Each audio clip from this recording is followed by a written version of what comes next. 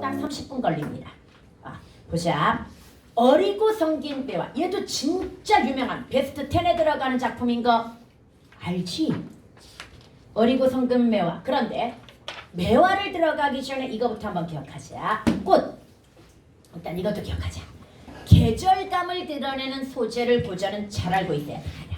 자연 친화도 많고 계절과 관련된 표현들도 많기 때문이야. 그런데 우리 애들이 착각하는 거 있어. 아까 추강의 가을이 드니라고 하는 추강의 밤이 드니라고 하는 이 작품은 계절감이 드러날까요? 안 드러날까요? 계절감이 드러납니다. 그런데 우리 학생들이 이제 착각하는 것 중에 하나가 계절감은 반드시 그 계절을 대표하는 소재가 등장해야 된다고 생각을 해. 그래서 물론 우리가 배우면서 소재도 다 알아둬야 되긴 하지만 꼭 소재만 얘기하는 거 아니야. 계절감은 직접적으로 여름이 오니 이러면 뭐야? 여름이라는 계절감이 드러난 거야. 꼭 소재가 묘사가 되어야 계절감이 드러나는 건 아니야. 그럼 여기도 다른 거 하나도 없어도 추강, 가을 추자가 직접적으로 들어가 있잖아. 그럼 뭐가 드러난 거야? 계절감이 드러난 겁니다. 이해갑니까? 그런데 이렇게 계절감을 직접적으로 드러내는 방법도 있지만 우리는 소재를 통해서 간접적으로 뭐 해야 되는 경우도 있어? 찾아야 되는 경우도 있다라는 이야기야. 괜찮아? 봐봐. 꽃이 얘들아 봄꽃이 있고요. 여름꽃이 있고요. 그 다음에 가을꽃이 있습니다. 그럼 봄의 대표적인 거 일단 이화. 이화는 백꽃도 있고 그 다음에 뭐도 있어? 오약꽃도 있습니다. 그런데 대부분 고전 시간에 나오는 건 백꽃입니다. 오약꽃이 오늘날의 자두꽃이거든요. 근데 대부분 백꽃이고요. 그 다음에 여기에다가 당연히 매화 많이 나오고요. 그 다음 두견화가 뭐야 얘들아? 진달래꽃이 두견화야. 그 다음에 도화가 뭐야? 복숭아꽃이 도화야. 그 다음에 행화가 뭐야? 살구꽃이 행화야. 그래서 행화, 도화, 두견화, 매화, 이화 나오면 뭐? 봄이야. 그 다음에 여름은 뭐가 나오면 여름이야? 연꽃. 그런데 연꽃의 한자어가 부용입니다. 다시 연꽃의 한자어가 뭐다? 부용. 그 다음에 그러니까 연꽃뿐만 아니라 연실, 연밥, 아니면 연뿌리, 연잎 이거 나와도 다 여름이야. 계절감이. 다시 연과 관련된 건 다 뭐다? 계절감이 여름이라는 걸 알아야 되고요. 가을은 국화가 있습니다. 다시 가을은 뭐가 있다? 국화. 선생님 현대시는 낙엽도 많이 나오잖아요. 고전 시간은 낙엽 거의 안 나옵니다. 국화 정도 꽃은 생각하면 됩니다. 이해갑니까? 물론 겨울에 등장하는 꽃은 아니고요. 겨울은 아까 이야기했던 대와 뭐가 많이 나타납니까? 소나무가 많이 나타납니다. 오케이? 그러면 여기에서 이제 보자. 어리고 성근 매화. 이때 어리고는 어리석고가 아니야. 여기는 여리고 정도로 해석을 합니다. 그 다음에 성긴이라고 하는 거의 기본형은 성글다야. 성글다가 드문드문하다 이 말이야. 매화꽃은 벚꽃처럼 무더기 피지 않습니다. 그냥 가지에 드문드문 피어나는 꽃입니다. 이해갑니까? 매화 너를 믿지 아니었더니 일단 키워드는 매화이고요. 이 매화를 너라고 했으니까 뭐 된 거야? 의인화된 거고요. 그 다음 매화 나왔으니까 뭐 나올 거다? 암양 나올 거라는 거 짐작해야 되지요. 암양이 뭔데? 매화의 그윽한 향기. 이해갑니까? 이런 게 상투성이야. 다시 매화 나오면 그 다음에 뭐 나올 거다? 암양 나올 확률이 거의 60, 70%. 도화 나오면 무릉 나올 확률이 거의 90% 이상. 뭔 말인지 알겠지? 그럼 다시 가자. 여리고 성근 매화 너를 믿지 않았더니 믿지라고 나오는 걸로 봐서 얘는 역시 칠종성법인가 알겠지? 믿지 않았더니 눈기약 능이 지켜 두세 송이 피었거나. 이거 무슨 말이냐면 사실은 매화는 가장 이른 봄에 피는 꽃이야. 이른 봄에 핀다라고 하는 건 음력으로 따지면 2월, 그럼 양력은 한 3월. 이때 3월은 아직 추워. 그리고 눈이 오는 경우도 있습니다. 이해갑니까? 그래서 얘가 원래는 이른 봄에 핀다는 걸 알고 있어. 그럼에도 불구하고 날씨가 워낙 춥고 눈도 오니까 설마 매화가 피어날 수 있을까? 이렇게 생각을 했는데 진짜로 피어났다는 얘기야. 추울 때 매화가 피어났다는 얘기야. 다시 눈 속에서 피어났다고 겨울이 아니야. 이른 봄에 추울 때 피어났다는 이야기야. 여기까지 갔습니까? 눈기야 능이 지켜 두세송이 피었구나. 촉 잡고 가까이 사랑할지. 촉 잡고가 촛불 잡고야. 신기하니까 촛불 켜고 뭐 했다는 얘기야? 가까이 살펴봤다는 얘기야. 역시 매화가 막 무더기 피어난 게 아니라 한두 송이가 꽃봉오리가 터진 거라고 봐야지. 선생님도 사실은 이 감정 느낀 적 있어. 예전에 날씨가 추운 3월 말쯤 됐을 거야. 3월 말인데 아직 날씨가 춥고 그 다음에 3월 말이면 푸른색이 없어. 사실은 여기저기 다 뭐야? 잿빛이야. 아직은 잎들도 돋아나지도 않고 당연히 꽃은 안 피고 이거란 말이지. 근데 어느 날 산책을 하고 있는데 꽃이 있는 거야. 되게 놀랐어. 나 강아지하고 산책하고 있는데 꽃이 한 두세 송이 진짜 피어난 거야. 그래서 가까이 가서 오죽해서 나도 사진을 찍었다니까. 사진을 찍었는데 그게 매화였던 거야. 그러니까 날씨가 좀 이른 봄이긴 하지만 날씨가 좀 풀리니까 드디어 매화가 꽃봉오리를 터뜨렸던 거야. 근데 예상치 못했기 때문에 나는 깜짝 놀란 거야. 벌써 꽃이 펴? 이러면서 이 느낌인 거야. 뭔 말인지 알겠지? 그래서 이 매화는 봐봐. 가장 이른 봄에 추위 속에서 피어나는 꽃이다 보니 얘도 뭘 상징하게 된다? 지조, 절개, 충신을 상징하게 되는 겁니다. 이해갑니까? 촉 잡고 가까이 사랑할지 암양조처 부동터라.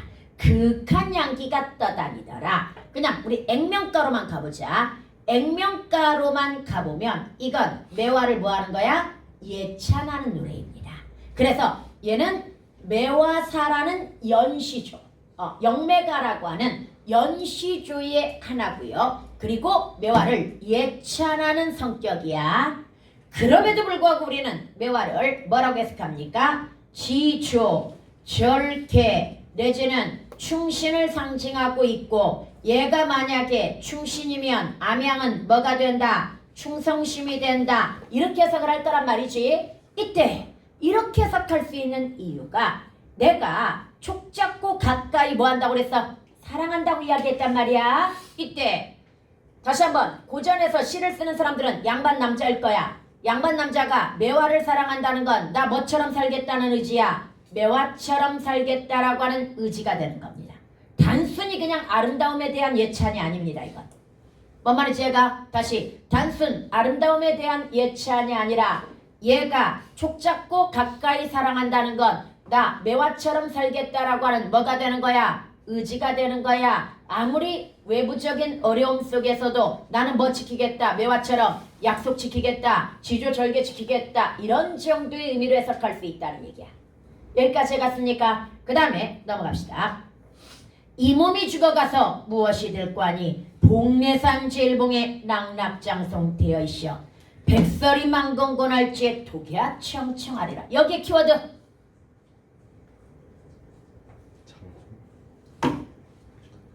누가 대답했어? 장송. 네, 여기는 장송이 키워드 맞습니다.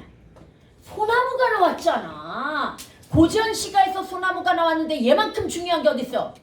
그럼 누가 이 몸이 죽어가서 즉 내가 뭐가 되겠다고 그랬어? 장송이 되겠다고 했으니까 지조 절개를 지키고자 하는 의지라고 하는 건 알겠지? 여기까지 갔습니까? 그런데 이제 나머지를 보자. 백설이 망건곤할지라고 했을 때 백설은 긍정이야 부정이야? 민준아 불안해하지 마. 너 살짝 불안해하고 있어. 아니 옆 뒤가 좋으니까 자꾸 쳐다보잖아 지금. 살짝 불안한 심리야. 아니 수업 시간에 왜 졸지? 뭐 이러면서 뒤에는 지금 밤새고 왔대. 얘네 가족여행 갔거든. 근데 이 수업 들으려고 밤새고 가족을 남겨둔 채 얘만 수업 들으러 온 거야 지금 차 타고 새벽에. 그래가지고 피곤한 거고 그 다음에 저 녀석도 맨날 뭔 과제를 하는지 하여간 일요일날 맨날 힘들어해. 근데 민준이가 물론 너는 그 의식하지 못했을 수 있지만 자꾸 시선이 분산된다는 것 자체가 심리적으로 불안하다는 얘기야. 근데 괜찮다고. 일요일 아침이 원래 이렇게 힘든 거 알잖아? 솔직히 여기 앉아있는 사람 중에 안 힘든 사람 어딨어 지금. 그리고 선덕의 숙명이야 얘들아. 선덕은 평일날 전부 자율학습을 하기 때문에 뭐해? 어차피 학원을 토 일 몰릴 수밖에 없단 말이야. 근데 토일에 최대 나올 수 있는 게 6텀이야. 그러니까 토요일 3텀, 그 다음에 일요일 3텀. 그런데 그 중에 수학이 2-3개를 가져가. 그 다음에 영어는 원데이지. 투데이 하는 경우도 있는데 원데이면 한 텀을 가져가. 그리고 국어나 과학을 끼면 기본 5텀에서 6텀을 채울 수밖에 없단 말이지. 극도의 피로야 사실은. 알지 힘들다는 거. 그 다음 거기다가 학원 과제들이 오죽 많아? 학원 과제들도 많고 해가지고 되게 피곤해 애들이. 그런데 그럼에도 불구하고 내가 이번 고1 예비한테도 뭐라고 이야기했냐면 나중에 일반고를 가더라도 되도록이면 학원은 주말로 몰아라. 왜냐? 선덕의 장점 중에 하나는 또 평일날 자기만이 공부할 수 있는 시간이 있다는 거. 자율학습을 하니까. 대부분의 또 학생들은 이렇게 평일날까지 학원을 다니게 되면 자기 혼자 공부할 시간이 별로 없어. 근데 너네는 온전히 4일은 뭐야? 자율학습하면서 자기 혼자 공부하잖아. 그거 굉장히 큰 장점이야 얘들아. 자기 혼자 공부할 수 있는 시간 확보하는 거. 그래서 사실 일요일 아침이 굉장히, 토요일 아침도 마찬가지야. 토요일 아침도 되게 피곤하고 일요일 아침도 되게 피곤한, 오후 되면 좀 괜찮아. 근데 되게 피곤한 시간이긴 한데 잘 참고 한번 해봐야 되겠지? 보자. 장송이야 지금.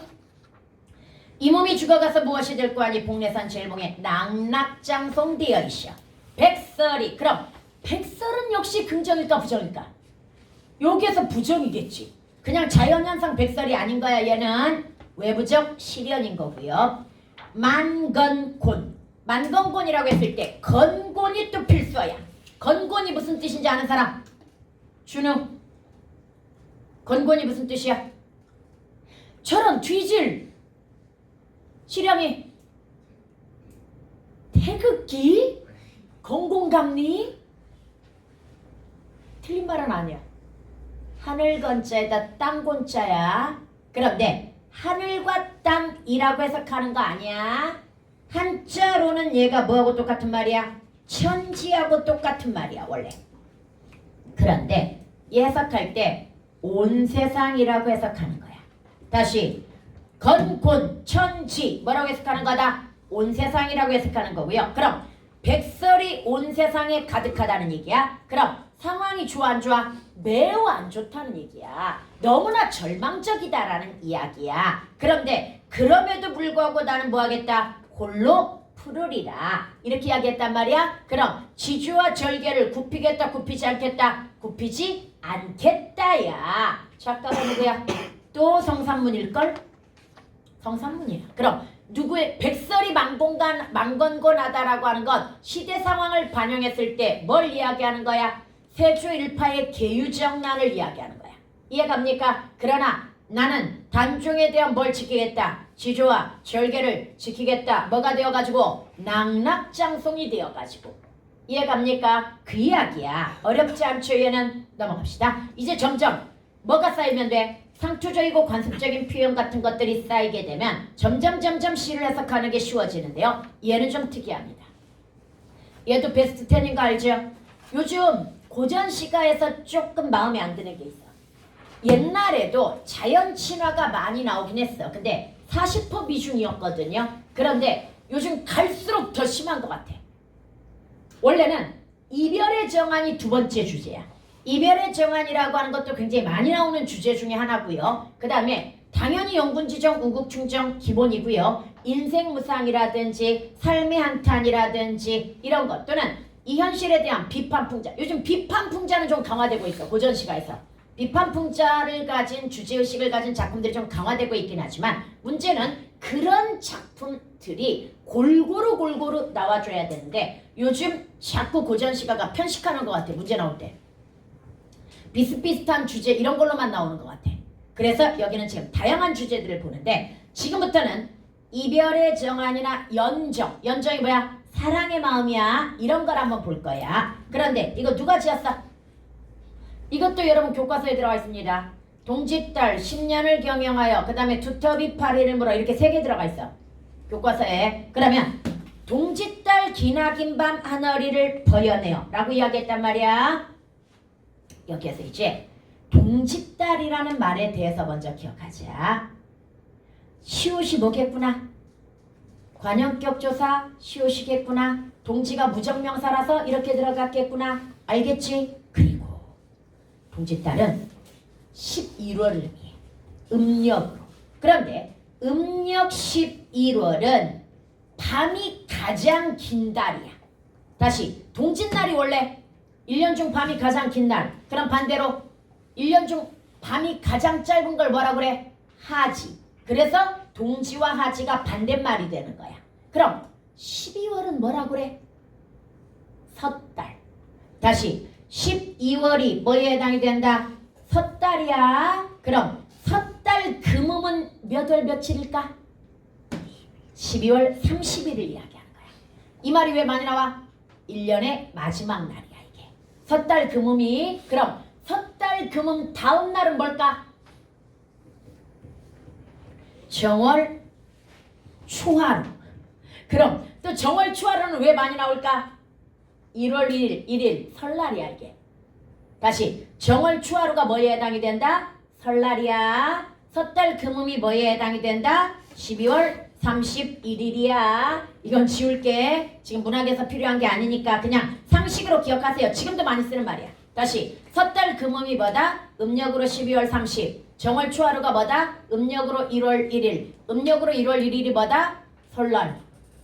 뭔 말인지 알겠죠? 그래서 이 정도 기억해두고요. 동짓달 기나긴 밤 하늘이를 버여내요. 여기는 표현 기교부터 잡아줘야 되는 거 알죠? 밤을 하늘이를 베어냈다 가능? 밤은 추상적 개념입니다. 다시 밤은 뭐다? 추상적 개념이야. 이 추상적 개념을 마치 감각할 수 있는 것처럼 묘사해내는 걸 추상적 개념에 뭐라고 이야기한다? 구체화라고 이야기하는 거야. 그래서 추계부인데요. 여기서 잠깐 얘가 고전에서 많이 나와? 많이 나오진 않아. 특이한. 내가 지난번에 너네 문제 풀 때 역설에서 고전에서 역설 안 나와 이야기했던 거 기억나니? 역설은 고전에서 거의 보기 힘듭니다. 그 다음에 공감각적 이미지도 고전에서 거의 보기 힘듭니다. 그 다음에 추계구도 사실은 많이 나오진 않습니다. 근데 찾아보면 그래도 얘는 좀 나와. 근데 역설은 거의 안 나온다고 생각하면 돼. 공감각도 거의 보기가 쉽지 않습니다. 이해갑니까? 다시 얘네들은 현대소설에서는 빈번하게 나타나는 고도의 표현 기교들이지만 고전시가에서는 잘 나타난다 안 나타난다? 안 나타나는 특이한. 그런데 지금 이걸 썼잖아. 황진이가. 이해갑니까? 황진이가 썼으니까 얘는 좀 독특한 거야. 물론 추계구는 또 찾아보면 있긴 있어. 그 역설이나 공감각보다는 추계구는 또 다양하게 접해보면 또 나오기는 나오더라고. 왜? 시의 본질이라 어쩔 수 없어. 시는 추상적 감정을 어떻게 드러내? 구체적이고 감각적으로 묘사하다 보니까 추계구가 쓰일 수밖에 없는 구조야. 뭔 말인지 이해가? 그래서 다시 한번 추계구가 쓰였다라고 하는 거. 이거 시험에서 어떻게 나왔냐면 여기 쓰인 표현기교 밑줄 쳐놓고 추상적 개념의 구체화 그리고 이와 유사한 표현기교가 나타나는 걸 다른 작품에서 찾아서 쓰는 거였어. 그 다음에 춘풍 이불 아래 서리서리 넣었다가 여러분 서리서리가 차곡차곡이라는 이야기야. 음성상징어가 될 거고요. 이때 춘풍 이불의 느낌 뭐해? 굉장히 따뜻하고 포근한 뭐 이런 느낌일 거야. 어론님, 여러분 여기에 키워드는 또 어론님입니다. 여기에서 어론님이라는 이 표현은 이거 해석할 때 통정한님 이렇게 해석을 하는데요. 그럼 또 해석해야 돼. 통정, 남녀간의 육체적 정을 통하다. 그럼 남녀간의 육체적 정을 통한 님 또 이렇게 해석해야 된단 말이야. 근데 그냥 온건하게 해석하면 돼. 여기에서 얘 기본형이 뭐야? 얼다야. 얼다가 사랑하다야. 그럼 사랑하다의 다른 말 뭐 있어? 괴다. 그런데 괴다가 일반적인 사랑을 이야기한다면 얼다는 남녀 간의 에로틱한 사랑을 이야기할 뿐이야. 그래서 다시 얼다도 뭐다? 사랑하다인데 에로틱한 사랑을 이야기하는 거야. 이해갑니까? 그래서 어른님 오신 날, 그냥 무관하게 사랑하는 님 오신 날 밤이어든 구비구비 별이라. 그래서 이 구비구비가 얘는 안 써줘도 되지. 얘 두 개를 합쳐서 뭐? 음성상징어. 그리고 음성상징어가 생동감 아니면 뭡니까? 현장감, 사실감 이런 거 주는 건 기본일 것이고요. 여기까지 해갔습니까? 그런데 이 작품에서 특이한 게 한번 시험에 나왔었어. 어떤 특이한 게 시험에 나왔었냐면 이 시에 대조가 쓰였니? 대조가 쓰였니? 애들 대부분 못 찾아? 쓰였습니다. 어디에 대조가 쓰였냐면요. 바로 여기 동짓달 기나긴 밤이라고 하는 것과 어른님 오신 날 밤이라고 하는 것이 얘가 심리적 대조야. 왜 심리적 대조냐면 동짓달 기나긴 밤은 얘가 독수공방이야 지금. 뭐야? 님은 없고 얘 혼자 있는 거란 말이야. 그러면 독수공방의 외로움을 느끼고 있는 그런 공간이야. 그런데 이 독수공방의 외로움을 뭐가 심화시키고 있는 거야? 긴 밤이 심화시키고 있는 거란 말이야. 여기까지 해갔습니까? 그리고 외로우면 이 밤이 더 길게 느껴지겠지. 수업이 힘들면 수업 시간이 더 길게 느껴지겠지. 이런 거야. 그런데 어른님 오신 날 밤은 얘는 물리적인 시간하고 관계가 없어. 동짓달에 왔든 여름에 왔던 간에 여론님 오신 날 밤은 굉장히 뭐하게 느껴질 거라는 얘기야? 짧게 느껴질 거라는 이야기야. 이해갑니까? 그래서 결국 이 밤을 잘라다가 어디에다 붙여서 쓰고 싶다. 님이 오신 날 붙여서 쓰고 싶다. 이야기잖아. 이해갑니까? 그래서 다시 한번 얘는 무슨 대조가 된다? 심리적 대조 상태에 있다라고 하는 것과 그리고 어른님 오신 날 밤이면 구비구비 별이라라고 하는 건 님을 뭐하고 있다는 얘기야? 기다리고 있다는 이야기이고 기다린다는 건 님을 간절히 뭐한다는 이야기야? 그리워한다는 이야기야. 그래서 이 작품의 주된 정서 세계는 외로움, 그리움, 기다림이야. 여기까지 갔습니까? 여기 보면은 지금 뭐만 나와 있냐면 기다리는 그리움. 그럼 기다림과 그리움만 나타났단 말이야. 그럼 외로움은 없어? 아니지요. 전반부를 아주 진하게 써놓고 있는 게 외로움인 이유가 오죽했으면 긴 밤을 뭐 한다고 그래? 잘라내고 싶다고 이야기하겠어. 미치는 거지. 독수공방의 외로움에. 그리고 님이 오기를 그래서 간절히 기다리게 되는 거지. 그리워하면서. 다시 이별의 정안에서 나타날 수 있는 정서는요. 처음에 이별하면 뭐합니까? 슬픕니다. 그리고 두 번째는 뭐하게 돼? 외롭습니다. 세 번째는 그립습니다. 그러다 보니 기다립니다. 그런데도 안 오면 원망하기도 합니다. 원망의 정서가 가장 약하기는 한데 원망도 가끔 나타나. 그러다가 절망합니다. 그러다가 마지막에 체념합니다. 이런 패턴. 오케이? 그런데 얘네들이 모두 한꺼번에 나타나는 감정은 아니야. 이 중에 두 개 정도씩의 감정이 짝지워가지고 올라오는 거야. 여기까지 해갔죠? 그 다음 이제 넘어갑니다. 마음이 이때 어리는 진짜 어리석다야. 여러분 어리석다는 어휘의 변화 중에 의미가 뭐 된 케이스입니까? 이동된 케이스에 해당이 됩니다. 얘도 작년 내신에 출제가 되었습니다. 어떻게 출제가 되었냐면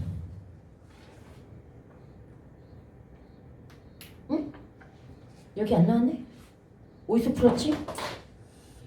아 오늘 저기 주간 테스트에서 풀었나 보다.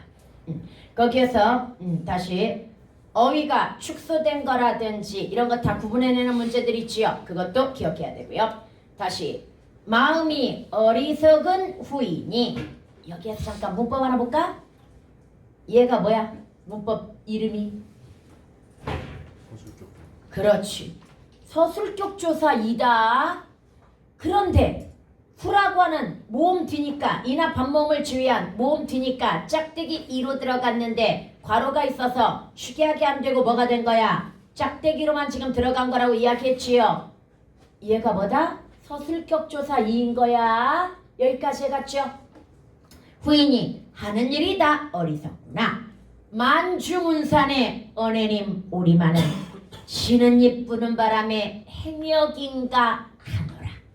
여러분, 화자는 지금 누구를 그리워하고 있습니까? 님을 그리워하고 있습니다. 그런데 이 시의 주제를 볼게요. 이 시의 주제가 지금 님을 기다리는 마음이라고 그랬단 말이야. 저는 이 주제가 틀렸다고 생각합니다. 선생님, 그리우면 기다리는 거잖아요. 이렇게 이야기할 수 있어. 다시, 그리우면 뭐 하는 거다? 기다리는 거라고 생각할 수 있지만 여기 시를 잘 보세요. 마음이 어리석은 후인이 하는 일이 다 어리석구나. 그럼 이때 하는 일이 뭐였냐면요. 지는 잎 부는 바람에 행여 그인가하고 문 밖을 내다봤다는 얘기야. 이해갑니까? 그럼 이것만 보면 님을 기다리는 것 같이 보여. 그러나 여기 봐봐. 만중운산의 언해님 오리마는, 이 만중운산이 첩첩산중이라는 뜻이야. 구름이 가득 덮인 첩첩산중이어가지고 님은 올 수 있다 없다? 없다는 뜻이야. 즉 얘는 장애물이 있어.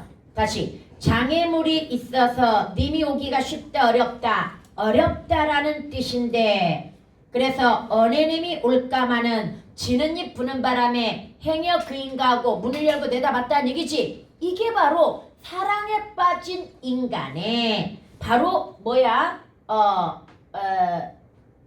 허무와는 아닌데, 그러니까 사랑에 빠진 인간의 부질없는 어떤 행위, 감정을 드러내는 거란 말이야. 그래서 여기는 내가 사랑에 빠져 있고 님을 뭐한다? 간절히 그리워한다. 그러다 보니 이런 행위까지 한다. 그래서 어리석다. 이런 뜻이야.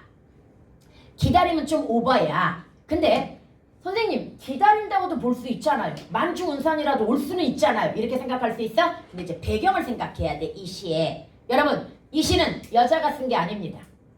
서경덕이 썼거든요. 너희 혹시 서경덕이 누군지 아니? 우리나라 4대 학자야. 이왕, 이, 조식, 서경덕. 이렇게 들어간단 말이야. 4대 성리학자야. 얘는 유명한 성리학자로서 특히 여자를 멀리하기로 유명합니다. 그런데 바로 이 서경덕을 사랑한 게 황진이입니다. 황진이를 거절했다고 알려져 있습니다. 문제는 황진이를 거절했지만 사실은 서경덕도 황진이를 좋아했다고 알려져 있습니다. 그러면 결론적으로 이거야. 자기가 학문을 해야 되고 여러 가지 양반의 입장에서 여자를 가까이 하지 않겠다 또는 황진이를 거절했다고 쳐. 그런데도 인간의 본성인지라 바로 그 여자에 대한 어떤 사랑 또는 그리움 이런 것들은 막을 수가 없었던 거야. 사실은 자기가 이게 부질없는 것인 줄 알고 어리석은 거 알지만 인간의 마음은 이렇더라 라고 하는 솔직한 감정을 드러낸 시라고 이야기할 수 있습니다. 이해갑니까? 그래서 여기는 기다림이라기보다는 인간의 사랑에 빠져 그리워하는 부질없는 모습을 드러낸 그런 작품. 그래서 자꾸 어리석다라는 말이 2번이나 나오는 거야. 뭔 말인지 얘가 이렇게 접근하는 게 더 맞습니다. 얘는. 오케이. 그 다음 넘어가자. 맷버들 가려 꺾어 보내노라 님에게. 여러분, 맷버들 얘는 수능에 한번 출제가 되었었습니다. 맷버들을 가려 꺾어 보내노라 님의 손때. 여기 문법은 바로 이겁니다. 의손때라고 하는 거거든요.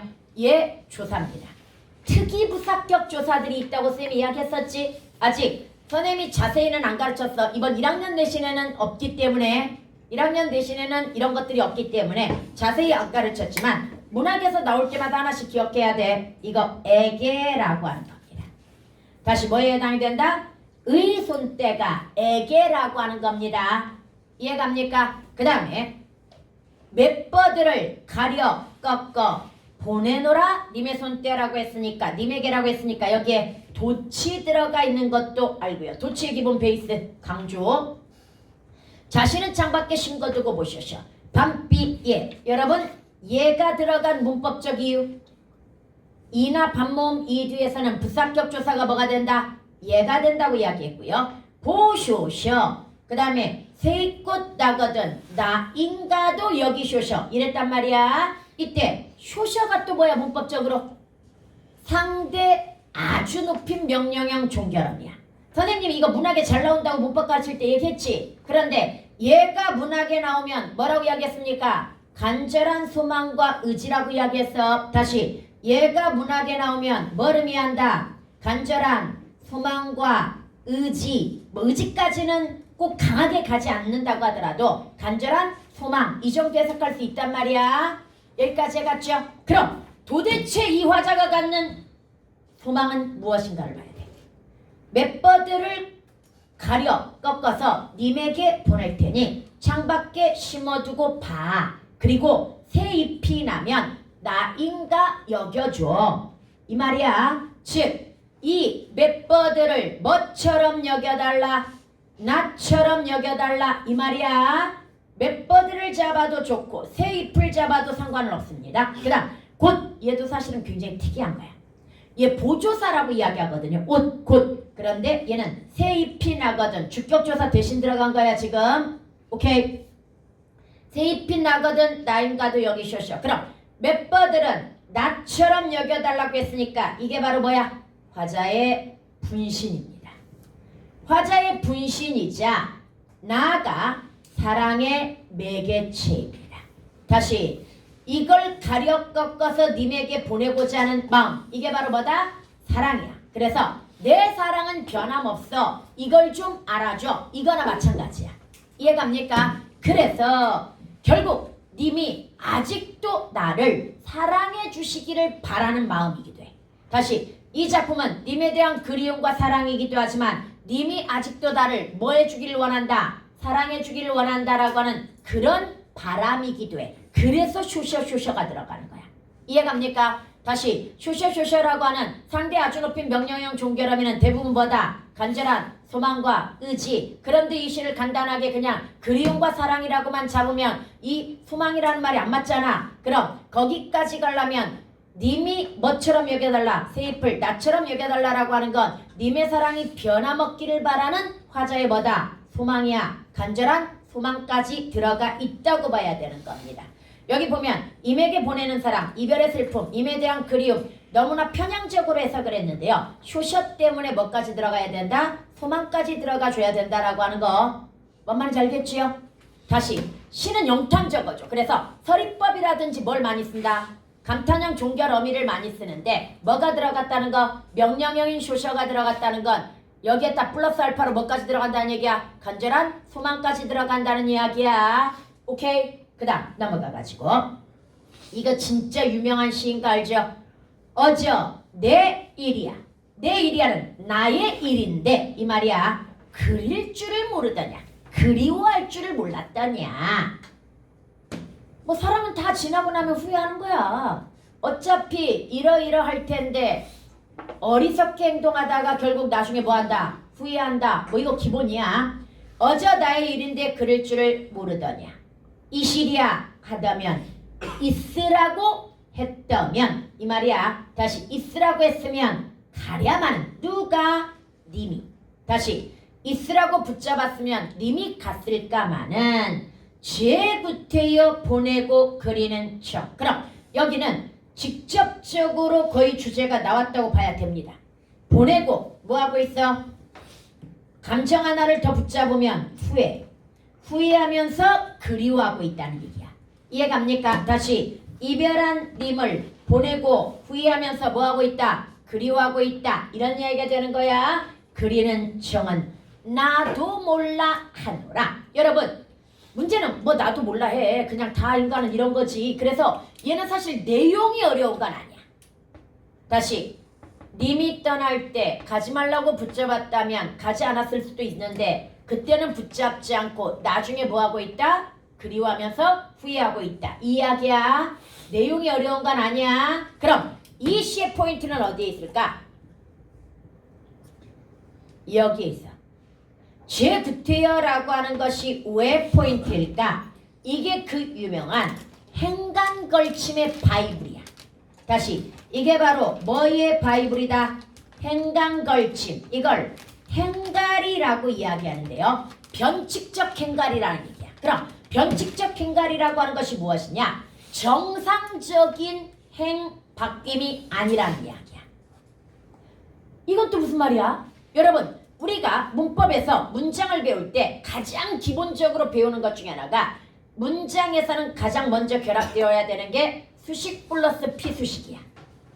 수식 플러스 피수식은 오죽했으면 묶여가지고 구단위로 하나의 문장 성분으로 처리될 정도야.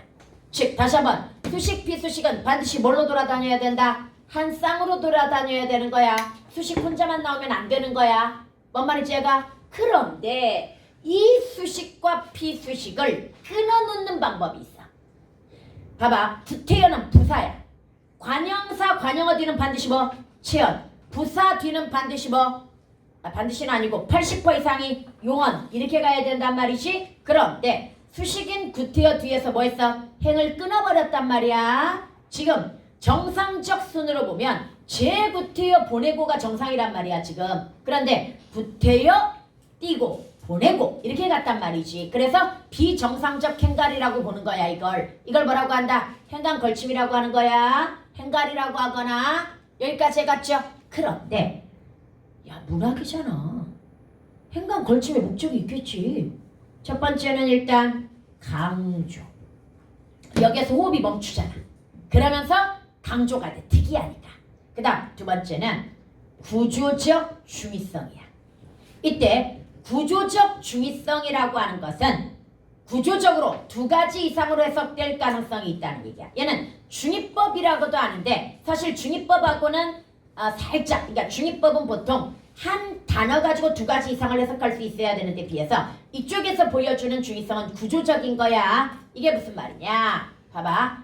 구태여라고 하는 이 부사가 어디에? 가랴마는이라고 하는 서술어에 연결될 수도 있고 이 구태여라고 하는 부사가 보내고라는 서술어에 연결될 수도 있다는 얘기야.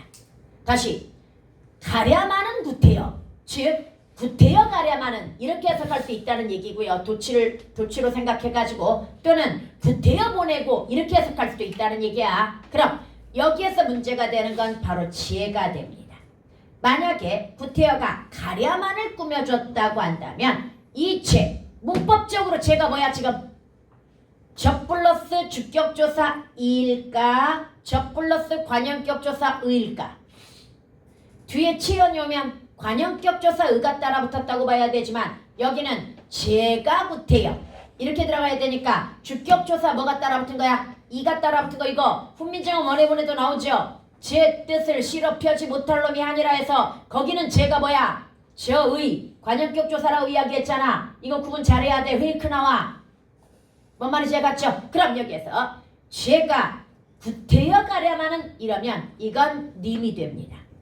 붙잡았으면 님이 구태여 갔을까마는 이렇게 해석하는 거야. 그 다음 만약에 이 구태여가 뒤에 보내고를 의미한다면 이건 화자가 됩니다. 자기가 구태여 보내고 이 말이 되는 거야. 즉 내가 구태여 보내고 이 말이 되는 거야. 뭔 말인지 알겠죠? 그래서 이건 다시 한번 이런 걸 뭐라고 한다? 구조적 중의성이라고 합니다. 정확하게는 선생님이 지금까지는 그냥 중의법으로 퉁쳐가지고 가르쳤는데 중의법은 일단 두 가지 이상으로 해석된다는 이야기인데 어휘적 중의성이라고 하는 것이 있고 구조적 중의성이라고 하는 것이 있는데 어휘적 중의성이라고 하는 것은 한 단어를 두 가지 이상으로 해석할 수 있는 아까 수양산 이런 거가 되겠고 얘는 뭡니까? 구조적으로 앞에하고 연결해가지고 해석할 것인지 뒤에 거하고 연결해가지고 해석해야 될 것인지 그런 중의성에 해당이 되는 겁니다. 여기까지 갔습니까? 준무야 이해 잘 가고 있어?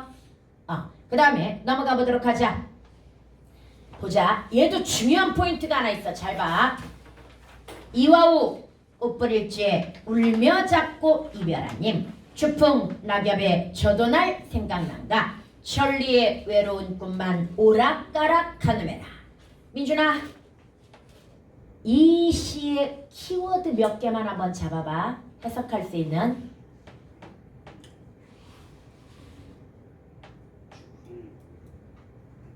그건 계절감. 사실은 꿈이야. 이 꿈이라고 하는 시어와 물론 여기에서 상황은 울며 잡고 이별한 님에서 나왔어. 그럼 이별의 상황에서 키워드가 꿈인 거야. 그 다음에 천리라는 말도 짚고 들어가줘야 돼.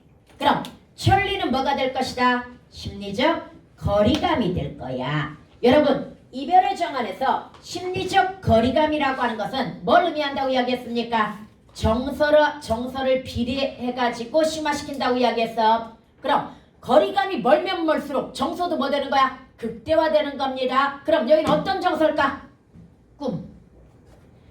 이별의 정안에서 꿈이 나타나죠. 그럼 얘는 뭘 의미한다? 간절한 그리움입니다.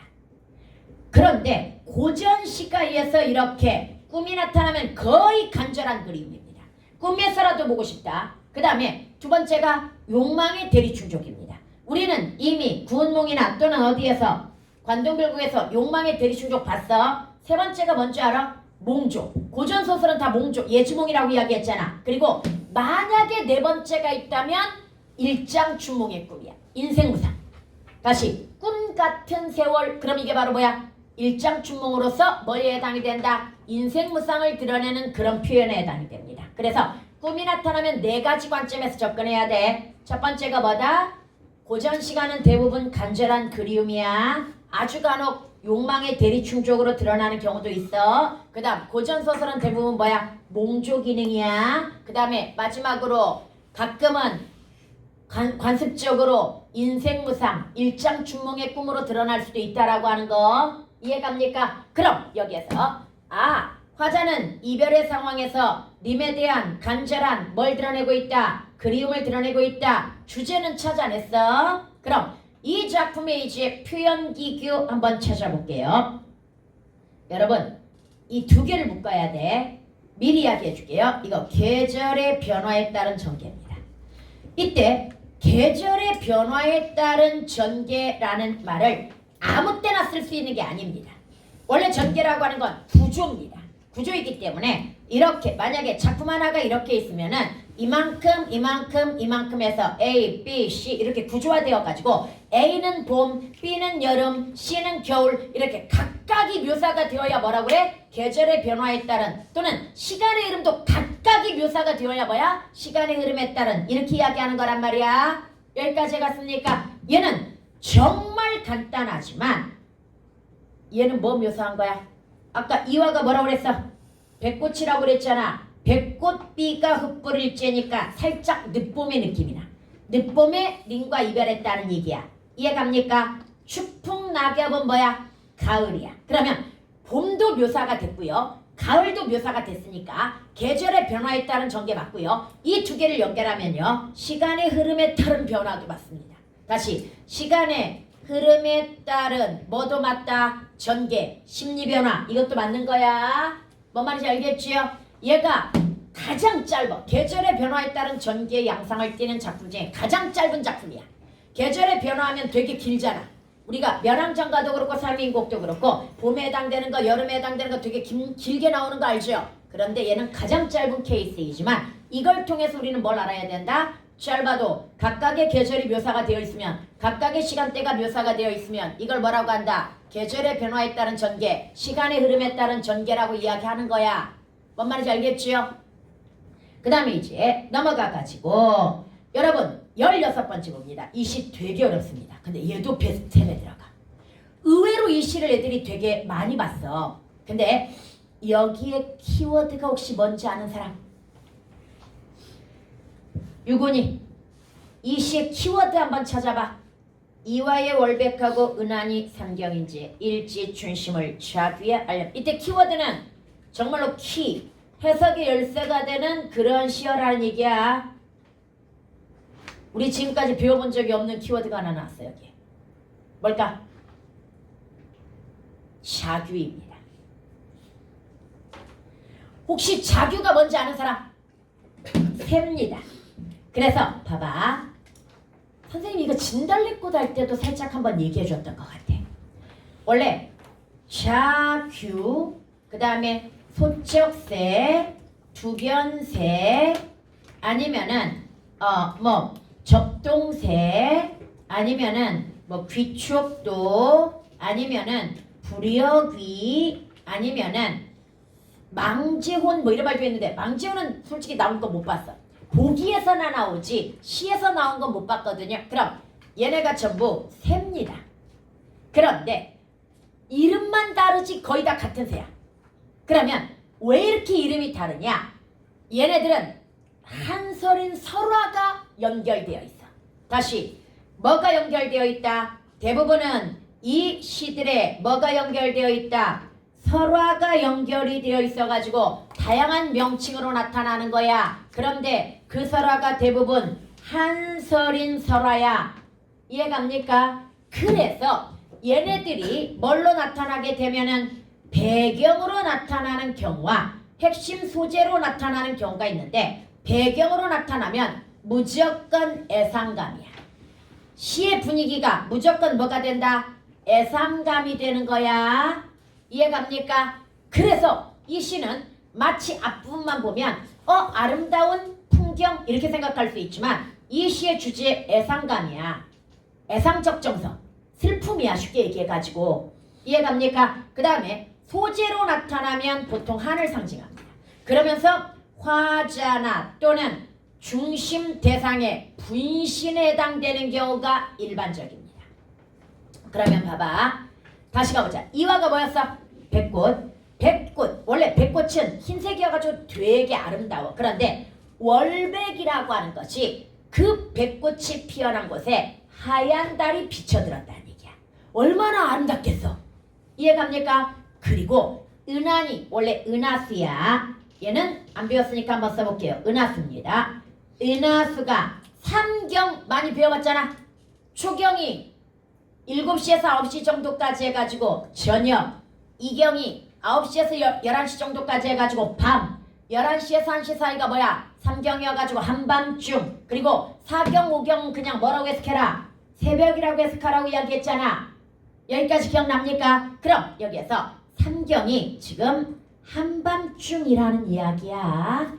화자는 지금 아름다운 봄밤에, 이때 아름다운 봄밤인 건 어떻게 알았어? 이화가 나왔으니까 봄이야. 그 다음에 월백했으니까 아름다워. 여기에 삼경이니까 밤이야. 이해갑니까? 아름다운 봄밤에 지금 잠을 자고 있어? 못 자고 있어? 못 자고 있어. 잠을 안 잤으니까 이걸 알겠지. 이해갑니까? 그런데 일지춘심을 자귀야 알야마는. 그럼 이 상황을 잘 생각해야 돼. 밖에서 뭐 소리가 들려왔던 거야? 자규 소리가 들려왔던 거야. 자규가 아까 두견새, 소쩍새 이런 거라고 그랬잖아. 새소리가 들려온 거야. 그런데 그 새소리가 마치 뭘 알아서 우는 것 같아? 일지춘심, 한 가지의 봄의 마음이라는 얘기야. 다시, 한 가지의 봄의 마음이야. 그런데 생각해봐. 가지가 마음을 가질 리가 없잖아. 그럼 이건 누구의 마음일 가능성이 높아? 화자의 마음일 가능성이 높아. 그래서 화자가 화자의 마음을 이해해가지고 자규가 뭐하고 있다는 얘기야? 울고 있다는 이야기야. 그럼 화자의 마음은 어떤 마음일 거야? 자규 때문에 슬픔일 거라고 이렇게 이해할 수 있는 거야. 애상감이라고 이렇게 일단 해석할 수 있는 거야. 그럼 이 시는 주제가 봄밤의 애상감이야. 화자가 봄밤에 뭘 느끼고 있다? 슬픔을 느끼고 있다? 이거야. 아름다운 봄밤의 슬픔을 느끼면서 밤에 잠을 이루지 못하고 있는 거야. 여기까지 갔습니까? 이건 되게 어렵다. 해석 안 들어보면 이 시의 주제가 왜 이러는지 이해가 안 가. 근데 자규라는 말이 나오는 순간 이 시의 중심 분위기는 뭐가 된다? 애상적 분위기가 되는 거야. 그래서 진짜 뭐야? 여기 나오잖아. 봄밤의 애상적 정서. 그런데 성격은 다정가? 이건 무슨 말이지? 그래서 이제 아직은 너네가 어려서 이걸 모르는데 이거 보자. 이유. 아니 화자가 아름다운 봄밤에 슬픔을 느끼면서 잠을 이루지 못하는 이유를 알아야 될 거 아니야. 그 이유가 바로 다정도 병인 양하여 잠 못 들어 하노라 이랬거든요. 이게 무슨 말이냐? 이게 바로 여러분이 아직 어려서 이해가 안 가는 그런 대목이야. 다정도 병이다라고 하는 건 이걸 다른 한자로 감상적이라고 해. 뭐가 감상적이야?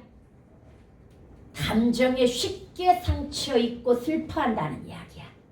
그러면 예민하네. 물론 예민할 수도 있습니다. 그런데 이런 사람의 특징이 바로 공감입니다. 즉 쉽게 공감하고 쉽게 같이 뭐 한다는 얘기야? 아픔을 느낀다는 얘기야. 그래서 공감하고 그 다음에 무엇을 아픔과 슬픔을 뭐 할 수 있는 사람, 공유할 수 있는 그런 사람인 거야. 그래서 며칠 전에 유튜브에서 한 오토바이가 와 강아지를 묶어가지고 오토바이가 달렸어. 처음에 강아지도 당황해가지고 진돗개 비슷한 종류였는데 당황해가지고 이제 오토바이가 달려가니까 얘도 달렸던 거야. 근데 오토바이 속도를 따라갈 수 없지 당연히. 그래서 나중에는 결국은 목줄에 묶여가지고 그 오토바이에 끌려갔단 말이지. 그런데 이때 이걸 옆에서 찍은 사람이 있었어. 이걸 찍은 사람은 되게 놀라가지고 찍었을 텐데 결국은 이 여자였어. 운전하고 가다가 이제 그걸 본 거야. 한 500m 정도 끌려간 거야. 그러니까 이 여자가 위험을 무릅쓰고 그 오토바이를 가로막았어. 차로. 아저씨 막 울면서 아저씨 도대체 미쳤어요 막 이러면서 소리 지르면서 그 오토바이를 막았단 말이야. 바로 이런 여자가 뭐야? 감상적인 거야. 남의 고통에 우리 같으면 강아지 우리 같으면 나도 막았을 거야. 근데 보통 또 감정이 좀 메마른 사람들은 저 뭐야? 미쳤나? 하고 그냥 지나갈 거잖아. 뭔 말인지 가? 그런데 지금 뭐 했어? 아저씨 미쳤어요 막 이러면서 막고. 그래서 그 강아지를 지금 그 사람이 데려와가지고 임시보호하고 있고 그게 사실 몇 년 전이다. 임시보호했고 그래서 애가 엄청난 트라우마에 시달려가지고 집에서 기르지 못하고 그 시골에 데려다가 안정시키는 그런 식으로 키우는 것까지 내가 봤었거든. 니네도 드라마만 봐도 좀 눈물 나거나 이런 학생들 있을 텐데 슬픈 장면 보면 눈물 나요. 괜히 밖에서 새소리 들으니까 다 갑자기 구슬퍼져요. 뭐 이런 사람 있지 않아? 그런 사람이 다정도 병인 거야. 그럼 여기는 지금 뭔가 뚜렷한 원인이 있는 게 아니야. 뚜렷한 원인이 있는 건 아니고 봄밤에 뭐가 들려오니까 자기 소리가 들려오니까 약간 슬픈 감정이 드네. 뭐 이런 정도의 의미라고 생각하면 돼. 뭔 말인지 알겠죠? 이런 정도라고 생각하면 됩니다. 그 다음 이제 넘어가가지고 4개 남았어. 지당에 빗뿌리고. 여러분 지당에라고 하는 것이 원래 연못이야. 다시 지당이 원래 뭐다? 연못이야. 빗뿌리고 비가 왔네. 양류가 버드나무야. 얘도 중요한 시어야. 많이 나와. 버드나무에 내가 안개야. 얘도 꼭 기억해야 돼. 내라고 해가지고 안개 많이 나옵니다. 내끼인제 사공은 어디 가고 빈배만 매였는고. 석양에 어디 가고라고 했으니까 매였는 고로 끝난 거야. 이해갑니까? 그 다음에 석양에 짝이른 갈매기. 여러분 여기에서 이 시를 해석할 수 있는 키워드는 바로 짝이른 갈매기입니다. 왜 그럴까요? 이 갈매기는 지금 자연 갈매기가 아니야. 우리가 맨날 봤던 백구가 아니야. 짝이른 갈매기라고 그랬어. 화자의 정석 외로움이야. 왜? 아니 갈매기가 혼자 날아간다고 짝이었다고 단정할 수 있어 없어? 단정할 수 없는 겁니다. 그냥 혼자 날아가는 거지. 뭔 말인지 이해가? 그런데도 불구하고 굳이 쟤는 짝을 잃었을 거야 라고 묘사를 했다는 것 자체가 자신의 심리나 상황을 투영시켰을 가능성이 대단히 높아. 그래서 짝이른 갈매기를 여기에서 뭐라고 해석하는 줄 알아? 화자의 분신이라고 해석합니다. 다시 얘가 화자의 뭐가 되겠구나? 분신이 되겠고. 그럼 이 시의 주된 정서는 뭐가 되겠구나? 외로움이 되겠구나. 화자가 뭔가 님과 이별한 상황에서 뭐하고 있구나? 외로워하고 있구나. 이 정도 알 수 있죠? 그럼 여러분들 나머지 봐봐. 짝이른 갈매기는 해결을 했어. 그럼 여기에 묘사된 나머지 볼게요. 비, 내, 빈배, 석양의 역할은 뭘까요? 그렇죠. 나는 님과 이별해서 외롭고 슬픈데 비가 오네. 안개가 뿌옇게 끼어있네. 석양 해질 무렵이네. 그럼 당연히 정서가 뭐 될 거야? 심화될 거야. 그래서 이 배경이 외로움을 뭐하고 있어? 심화시키고 있다고 봐야 됩니다. 그런데 얘가 사실은 문학교과서에 실려있던 작품으로서 그 문학교과서에서는 짝이른 갈매기뿐만 아니라 빈 배까지 화자의 분신으로 잡아줬어.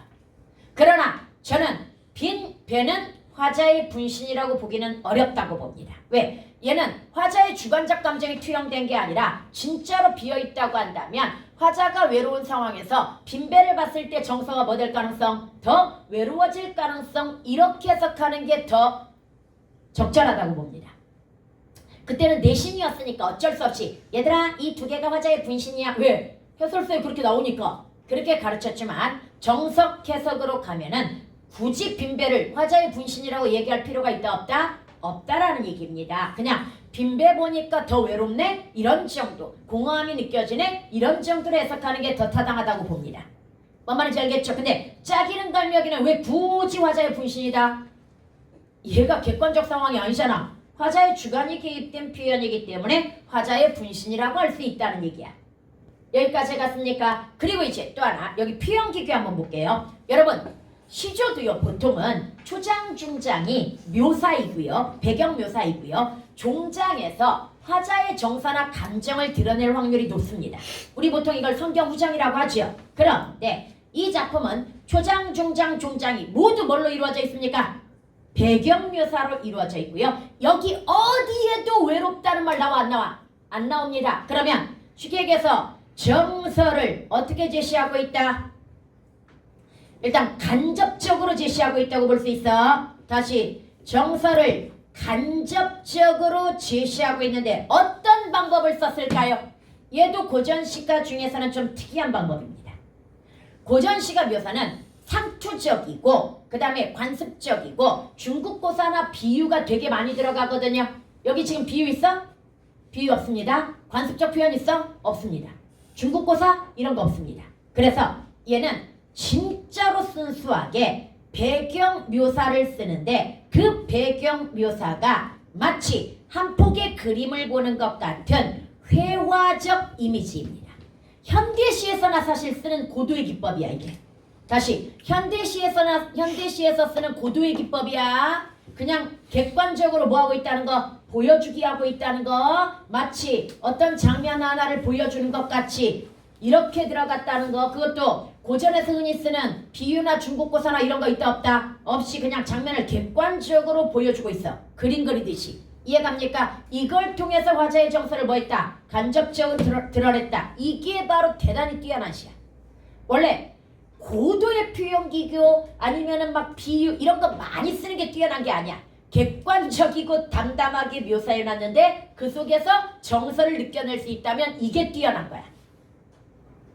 뭔 말인지 제가 그래서 저는 개인적으로 이 작품이 정말 훌륭하다고 생각을 하거든요. 앞에 나와 있는 이화의 월백하고도 정말 훌륭하고요. 얘도 훌륭한데 그래서 얘네들이 한참 문학교과서나 아니면 국어교과서에 되게 많이 들어가 있었던 유명한 작품들인데 아무래도 많이 나왔던 작품들이다 보니까 약간 순환의 의미로서 요즘은 많이는 안 나오더라고 얘는. 근데 너네가 봐도 뛰어나지 않냐?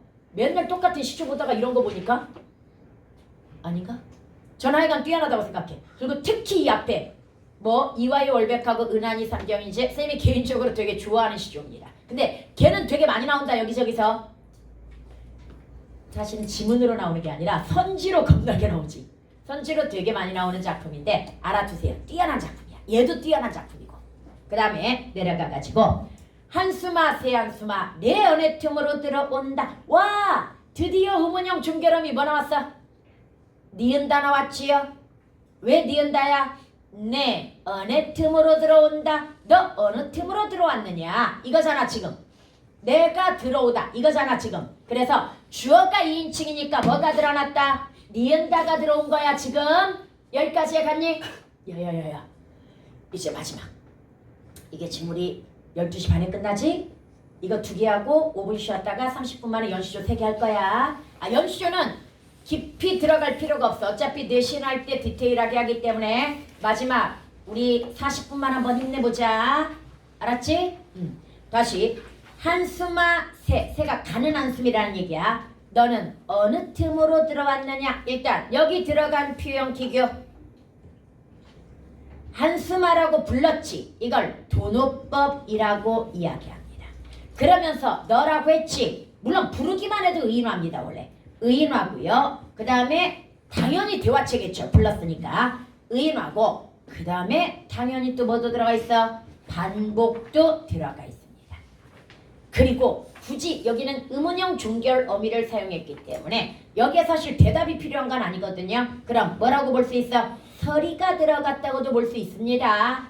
여기까지 해갔습니까? 그런데 말입니다. 여기 이런 말 나와. 내 언의 틈으로 들어온다. 내 언의 틈으로 들어온다. 중장에 이 마지막도 뭘로 끝났습니까? 내 언의 틈으로 끝났는가? 아니 들어온다 했으면은 그 앞쪽이 내용이 되게 길어졌죠. 그럼 얘는 뭐도 돼? 점층적 반복도 됩니다. 그리고 봤더니 고모장자, 세살장자, 들장자, 열장자의 암돌적이, 수돌적이, 배목걸세 뚝딱바가 하나 큰 자물쇠로 수기수기 채였는데 병풍이라 덜컥 젖고 족자라 득대굴 말고 내 은혜 틈으로 들어온다 이랬잖아. 지금 여러분들 일단 눈에 보이는 거 열거. 그 다음에 아니 한숨을 막았다고 이야기한단 말이야. 그런데 문을 만들어서 닫아 걸고 그 앞에 지금 병풍을 가려놓고 또 그 앞에 족자로 가려놓았다고 이야기해. 이게 말이 돼? 말이 안 되잖아. 그럼 표현기계 뭐도 쓰였어? 과장도 쓰였습니다. 여러분 이렇게 과장이 들어가는 순간 얘는 해학적일 확률 90%. 여기에다가 반복 열거까지 끼면 해학적일 확률 95% 이상으로 더 올라가. 뭔 말인지 제가 그럼 얘는 해학적. 이거 다시 여러분 읽었을 때 안 웃겨. 아재 개그가 안 웃기듯이 유머 코드가 지금 안 맞는다고 이야기했죠. 그럼 여러분이 판단했을 때 웃기지는 않아도 문제에서는 뭐라고 나와? 해학적이라고 나올 거란 말이야. 그럼 고전시가에서 해학적이라고 하는 판단에 기준이 일단 과장이야. 그래서 과장을 가지고 먼저 판단을 한 다음에 그 다음에 반복이나 열거 같은 게 들어가 있으면은 거의 95%보다 해학적. 뭔 말인지 알겠죠? 그래서 이렇게 판단을 하면 되겠고요. 그 다음에 고모장자, 세살장자, 들장자, 열장자는 문 종류고요. 암돌적이, 수돌적이는 저기 문 보면 문 틀하고 문하고 걸어놓는 고리 이걸 이야기하고요. 그 다음에 배목걸쇠는 문 손잡이를 이야기하는 겁니다. 뚝딱받고 이런 것들이 일상생활 용어를 나열했다 이렇게 이야기합니다. 일상생활 용어를 나열했다고 하고 자물쇠로 수기수기 깊이 치였는데 그러니까 꼭꼭 닫아 걸었다는 이야기야. 병풍이라 덜컥 젖고 그러면 어떻게든 한숨이 들어오지 않게 뭐 했다는 얘기야? 막았다는 얘기야. 그런데도 한숨이 들어오더라 이 말이야. 그런데 아직 진짜 중요한 표현 기교는 안 잡아줬어 쌤이. 다음 젬버거를 걸어볼까요? 혹시 초장과 중장에서 발견되는 중요한 표현 기교가 있을까요? 아직 하나 쌤이 안 잡아준 거 있는데. 대꾸 아닙니다. 뭐라고? 병렬? 그건 열고. 느껴지는 거 없니? 다섯, 넷, 셋, 둘, 하나. 연세법이라고 어제도 대답이 나오더라. 근데 여기에서 연세법은 A는 B이고 B는 C이고 C는 D이고 이런 형식이어야 돼. 여기는 지금 뭐 때문에 얘가 연세법이라고 얘기를 했냐면 문 있고 그 다음에 병풍 있고 그 다음에 뭐야 족자 있으니까 이건 굳이 잡으면 점강법이라고 한번 나온 적은 있어. 점점 작아지거나 뭐 이런 것들. 근데 선생님이 원한 대답은 주객전도야. 한숨이 들어온다고 그랬지. 누구에게? 나에게. 그런데 상식적으로 생각해봐. 한숨이 나에게 들어오는 거야? 내가 한숨을 쉬는 거야? 내가 한숨을 쉬는 거야. 이해갑니까? 그래서 주어와 목적어가 바뀌어 있잖아. 한숨이 나에게 들어오다가 아니라 내가 한숨을 뭐야? 쉬는 거란 말이야 지금. 그러면 사실 여기는 무슨 표현 기교가 들어가 있는 거다? 주객전도. 그런데 얘가 원래 여러분 문학교과서에 들어가 있습니다. 2학년 때 주객전도 안 잡아주더라. 다시 주객전도의 정의가 뭐야? 주체와 객체가 바뀌었다야. 산이 나를 보고 즐기는 듯 이렇게 나오거든요. 진짜 산이 나를 보고 즐겼을까? 내가 산을 보고 즐긴 거야. 이런 것처럼 여기도 역시 뭐인 거야? 내가 한숨을 내쉰 거야. 그럼 한숨을 왜 내셨을까? 너네도 한숨 쉬는 경우 있잖아. 뭐가 많아? 근심 걱정이 많으면, 가슴이 답답하면 이거지. 그래서 어인지 너 온 날 밤이면, 너가 누구야? 한숨이잖아. 지금 의인화됐다고 그랬죠. 너 온 날 밤이면 잠 못 들어하노라. 근심 걱정이 많아가지고 뭐해? 잠이 못 든 거야. 그래서 얘는 주제가 인생살이의 답답함이야.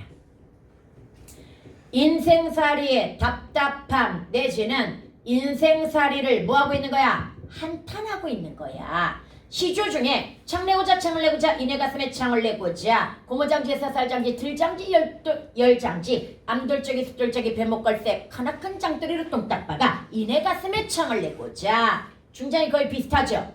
걔도 똑같아. 이따가 하답답할 째면 몹시 답답할 째면 여다져 볼까 하노라. 얼마나 가슴이 답답했으면 불가능한 상황 설정이야. 걔는 가슴에 창이라도 내서 뭐하고 싶다? 열고 닫아 환기를 시키고 싶을 정도인 거야.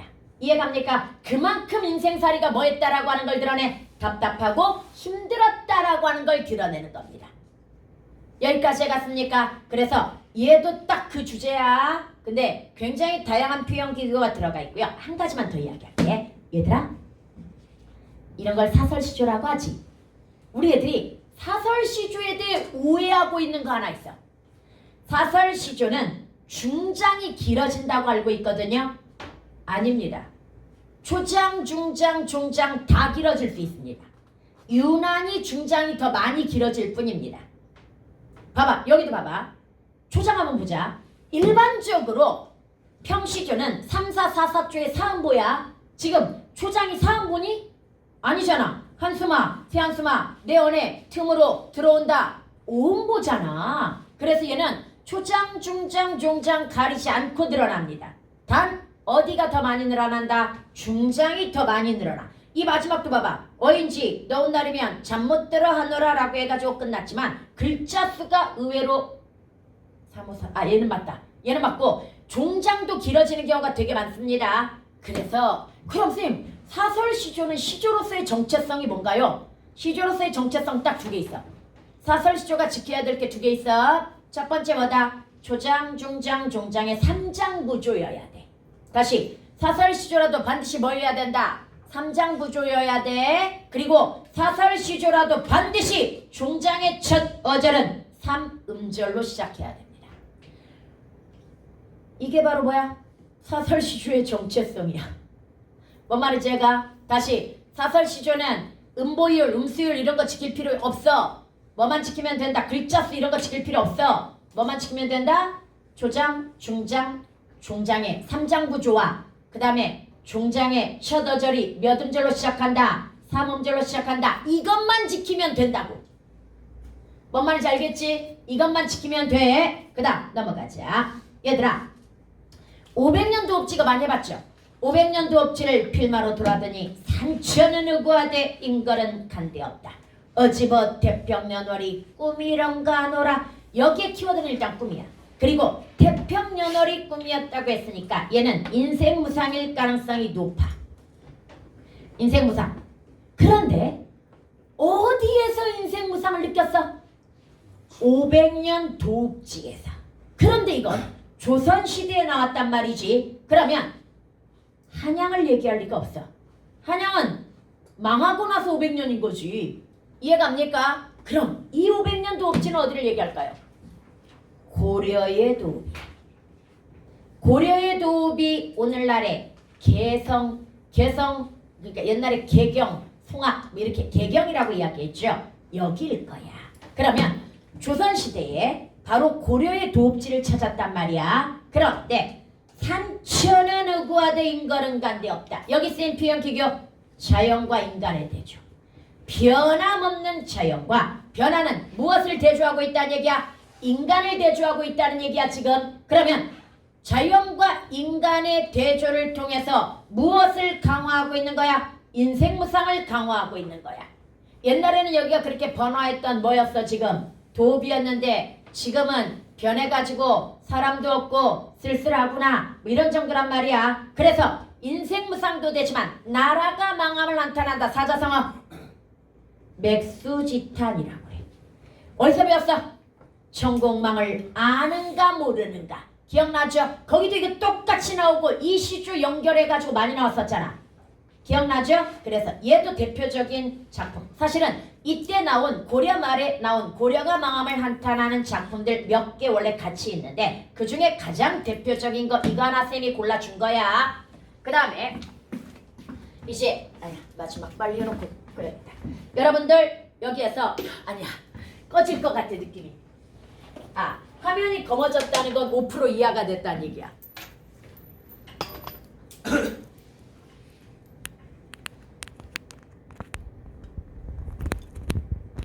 오케이 4%야.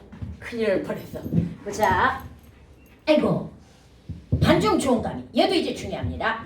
쟁반 위에 붉은 감이 고와도 보입니다.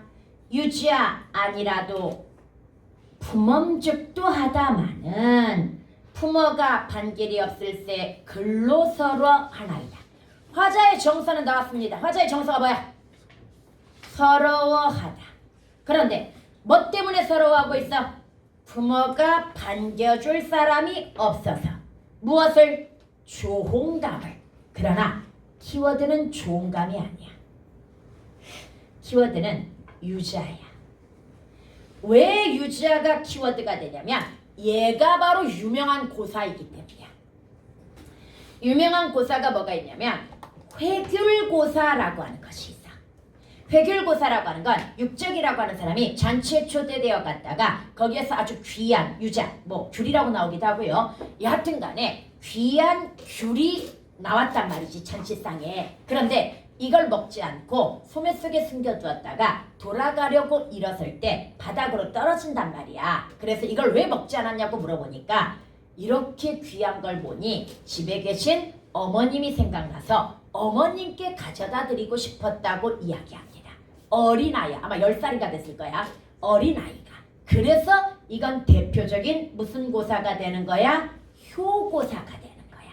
이해갑니까? 얘도 연시주의 일부야. 그래서 그때부터 효하면 뭐가 등장한다? 이 회귤고사가 등장을 하는 거야. 어느 날 우연히 나도 어떤 집에 초대받아 갔는데 쟁반 위에 뭐가 나왔던 거야? 맛있게 생긴 붉은 감이 나왔던 거야. 당연히 뭐가 생각났어? 회귤고사가 생각이 났겠지. 그래서 나도 이거 누구한테 가져다 주고 싶었어? 어머니한테 가져다 주고 싶었겠지. 그런데 부모가 반길 리 없다. 무슨 말이야? 그래 돌아가신 거야. 부모가 돌아가셔서 효도할 수 없음을 서러워한다는 얘기야. 사자성어로 이걸 뭐라고 하냐면 풍수지탄이라고 이야기해. 나라가 망했음을 한탄하는 걸 뭐라고 한다? 맥수지탄. 그 다음에 부모가 돌아가시어 더 이상 효도할 수 없음을 한탄한다. 뭐다? 풍수지탄. 그리고 너희들에게 중요한 한탄이 하나 있어. 때가 늦어버렸음을 한탄한다. 만시지탄이라는 게 있어. 다시 때가 늦어버렸음을 뭐한다? 한탄하는 만시지탄이 있고요. 또 지금 느끼는 거 있어. 이건 시에도 나와. 망양지탄이라는 게 있어. 혹시 망양지탄이 뭔지 아는 사람? 왜 길을 잃어? 이거 사실은 학문은 해도 끝이 없다는 얘기야. 다시 망양지탄이 뭐다? 학문은 해도 끝이 있다 없다? 없다라는 그런 뜻이야. 그래서 이것까지 같이 기억하자. 망양지탄은 나와 나중에. 그래서 여기까지 기억하고 여러분 5분만 쉬세요.